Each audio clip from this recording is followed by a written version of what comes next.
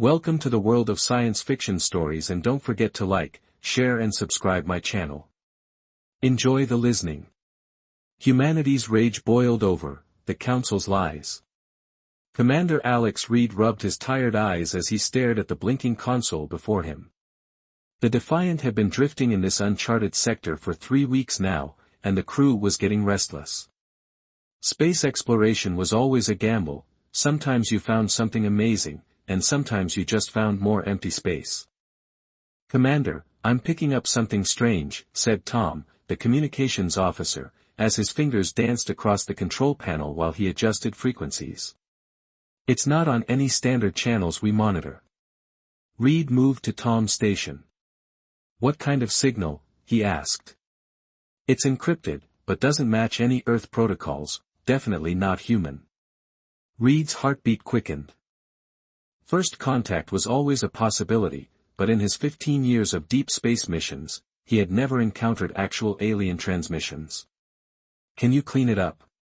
"Working on it, sir," Tom replied, his brow furrowed in concentration. "It's strange, the encryption is advanced, but there's something familiar about the pattern." The bridge fell silent as Tom worked. The only sounds were the gentle hum of the ship's engines and the occasional beep from the navigation console. "Got it," Tom exclaimed after several minutes of patching it through to the main screen. Now, the large view screen at the front of the bridge flickered to life. Strange symbols scrolled across it, gradually shifting into recognizable text as the ship's translation matrix processed the information. Reed leaned forward, his eyes widening as he read the translated message. Containment Protocol 7 to 12. Human expansion reaching critical threshold. Recommend immediate implementation of technology suppression measure Delta. Subject species showing concerning advancement rates in quantum computing. Agent placement in key research facilities has been authorized. "What the hell?" Reed muttered. "Tom, is this some kind of joke?" Tom shook his head, looking equally confused. "No, sir. This is a genuine transmission. It's being broadcast from somewhere in this sector." "Keep recording," Reed ordered, "and see if you can trace it." As Tom worked to locate the source, more messages appeared on the screen. Council Directive: all observers on Earth must maintain cover. Recent discovery of alien microstructures in Antarctic ice poses security risk. Memory alteration teams dispatched to research base. Reminder: Earth remains classified as a Level 3 containment world. There were potential exceed safe parameters, but genetic harvesting operations continue to yield valuable results. Reed felt a cold anger building inside him. If these messages were real, then everything humanity thought about their place in the universe was a lie. They weren't alone, and worse, they were being watched, manipulated, and harvested. "Sir, I've triangulated the source," Tom announced. "It appears to be coming from a hidden relay station about 2 light hours from our position." "Plot a course at maximum speed," Reed ordered, "and download all these transmissions. Back them up on isolated servers." The Defiant's engines roared to life as the ship changed course toward the source of the mysterious signals. Reed called an emergency meeting of his senior officers in the ship's conference room. "What we've discovered may change everything," he told the gathered officers as the messages scrolled on the display. "If these are legitimate, then Earth has been under observation and manipulation by an organization called the Council for who knows how long." Dar. Lisa Hayes, the ship's science officer, studied the data with a frown. "The technology they're describing, some of it is decades beyond what we currently have, but the references to quantum computing breakthroughs, those are real projects back on Earth. Projects that mysteriously hit roadblocks or lost funding." Security Chief Mike Davis added, "My brother works in quantum research. He's always complained about promising projects getting shut down for no good reason." Reed nodded grimly. "We need to get this information back to Earth immediately." When they tried to send their findings through the Defiant quantum communication array, however, they encountered only static. "Something's jamming us," Tom reported, his face pale. "All channels, even the emergency frequencies." Red was about to order another attempt when the ship's proximity alarms blared. "Unidentified vessel approaching at high speed," called out Emma, the sensor operator. "It's massive, sir, at least 20 times our size." On the view screen, a huge ship appeared, unlike anything they had ever seen. It had a sleek metallic design with strange, glowing patterns along its hull. "We're being hailed," Tom said. Reed straightened his uniform. "Put it through." The screen changed to show a humanoid figure with pale blue skin and large dark eyes. Its features were almost human, yet distinctly alien. "This is Overseer Gon of the Galactic Council Enforcement Division. You have intercepted restricted communications. Power down your vessel and prepare to be boarded. Your memories will be adjusted, and you will be returned to your designated space." Reed felt his hands clench into fists. "This is Commander Alexander Reed of the Earth vessel Defiant. We are on a peaceful exploration mission in free space. We do not recognize your authority to board our ship." The alien's expression didn't change. "Your species is under Council protection and observation. You have strayed beyond your permitted exploration zone. Compliance is not optional." Reed cut the transmission with a gesture and turned to his crew. "Battle stations. I'm not letting them take this ship or the information we've discovered." The Defiant was an exploration vessel, not a warship, but it was equipped with basic defensive capabilities. As the massive Council ship approached, Reed knew they couldn't win in a direct fight. "Sir, they're powering up what appears to be tractor beams," Emma reported. Reed's mind raced. "There is one option, risky, but possibly our only chance: prepare the experimental jump drive." Chief Engineer Wilson looked alarmed. "Sir, that's only for emergency use. It hasn't been fully tested. If these aliens board us and erase our memories, Earth will never know what's happening to them," Reed said firmly. "This qualifies as an emergency." As the alien ship extended its energy beams toward the Defiant, Reed gave the order, "Jump now." The experimental drive engaged with a tremendous surge of energy. The stars on the view screen stretched into lines, and a blinding flash engulfed the bridge. The ship shuddered violently, throwing crew members against consoles and walls. When the chaos subsided, the alien vessel was gone, so were the familiar stars of the sector they had been exploring. "Where are we?" Reed asked, picking himself up from the floor. Emma checked the navigation system, her face showing surprise. "Sir, we're back in Earth's solar system, just beyond Mars' orbit."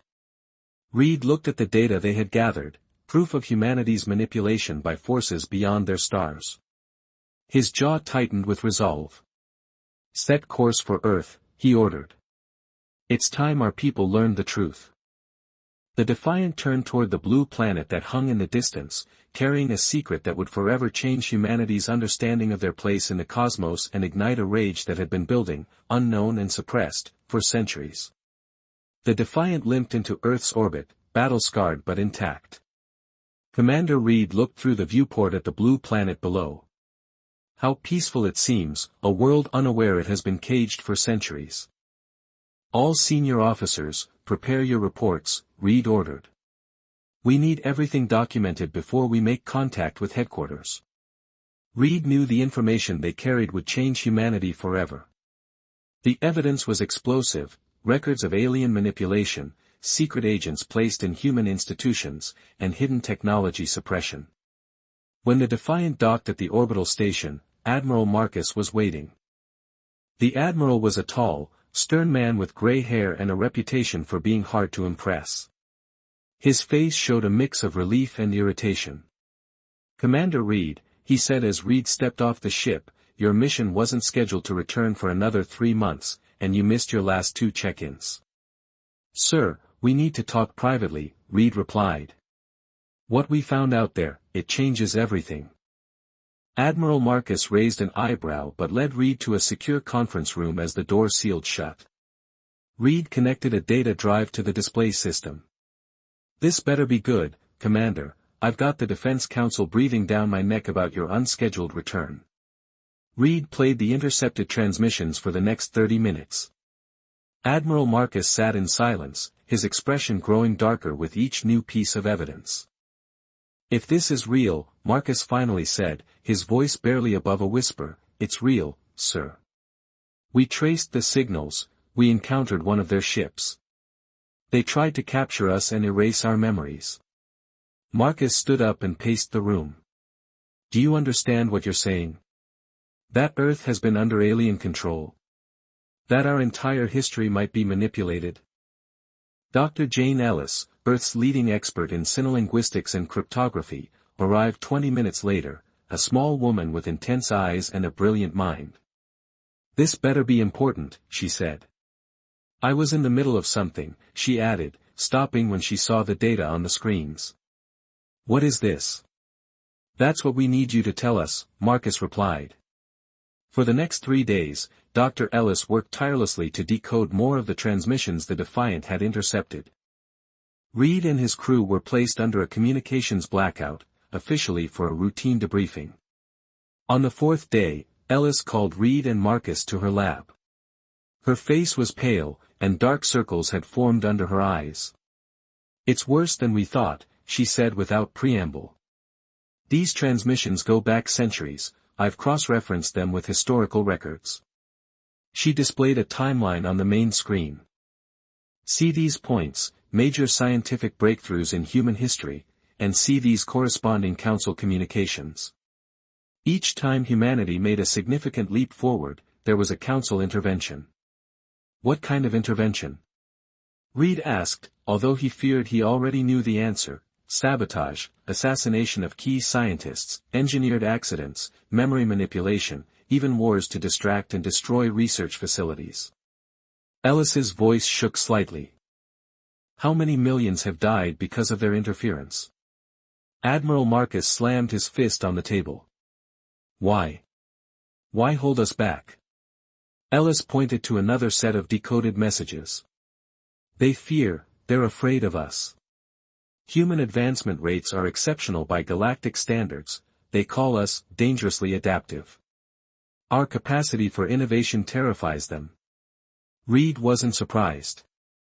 Humanity had always prided itself on its ability to overcome challenges, to adapt and survive against all odds.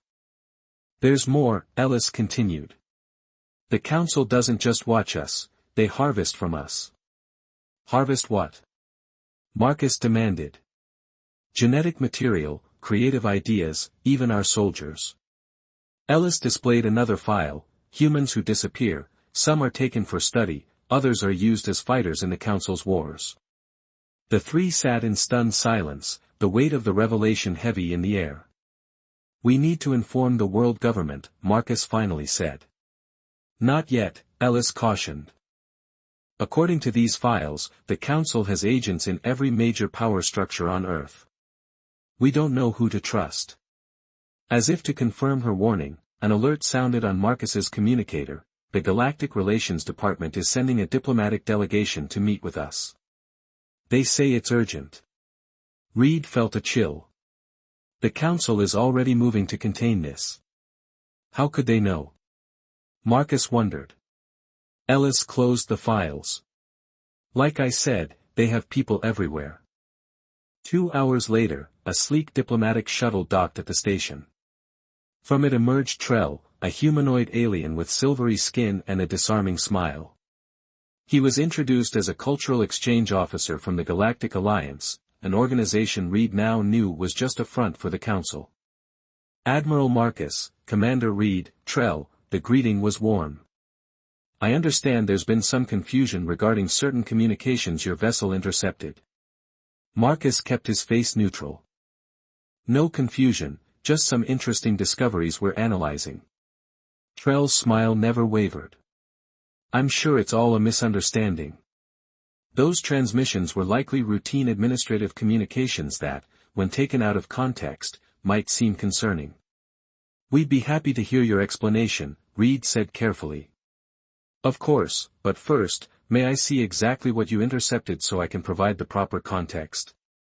Ellis, who had been observing silently, stepped forward. Our systems are currently processing the data, it's not available for sharing yet.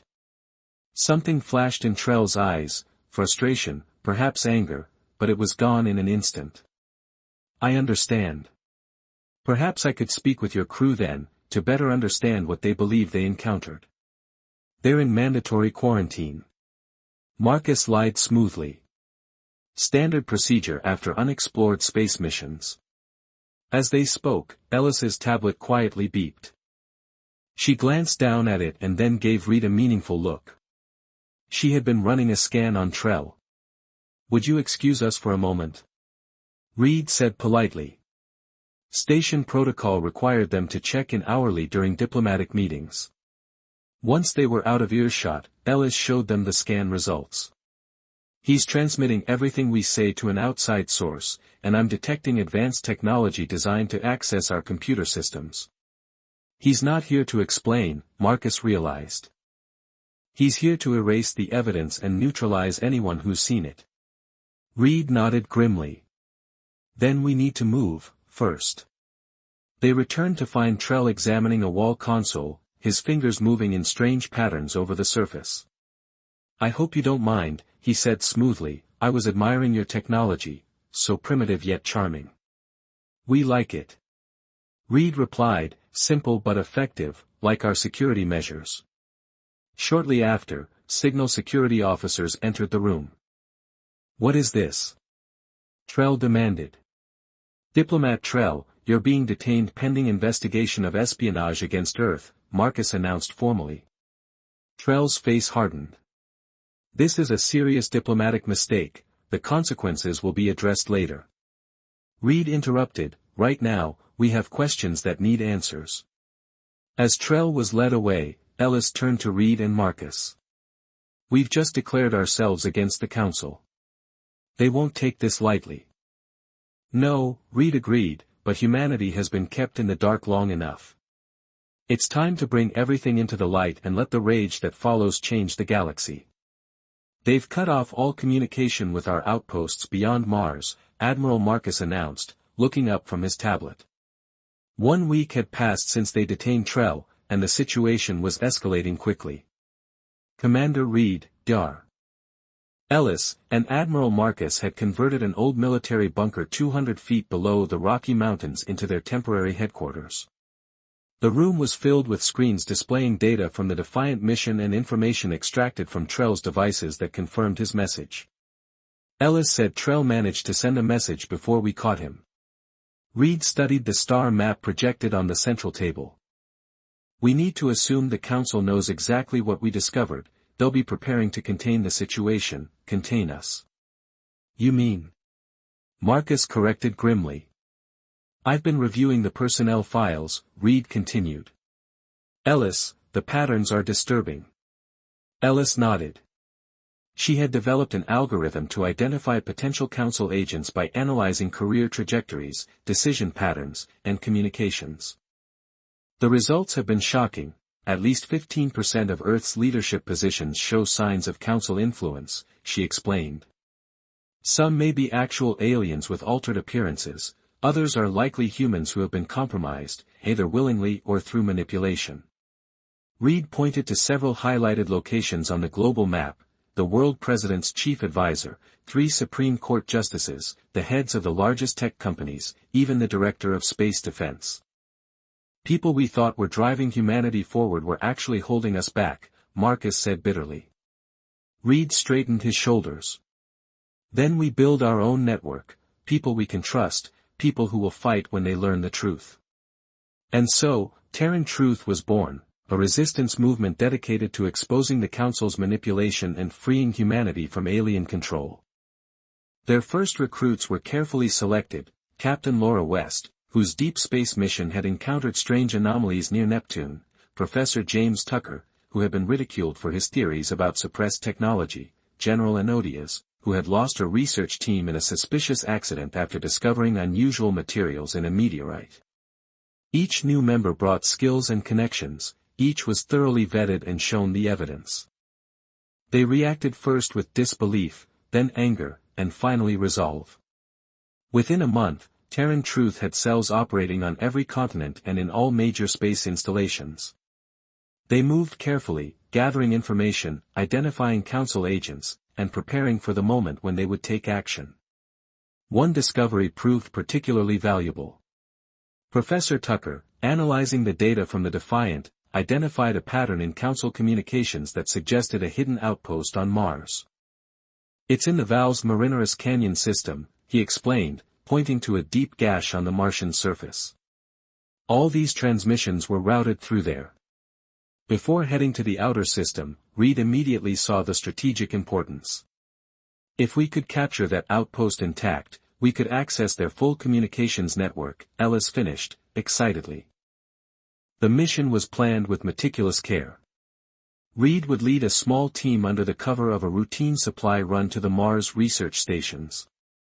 General Diaz arranged for loyal soldiers to be transferred to the security detail, and Ellis prepared special equipment to breach Council systems. The Mars operation launched 2 weeks later.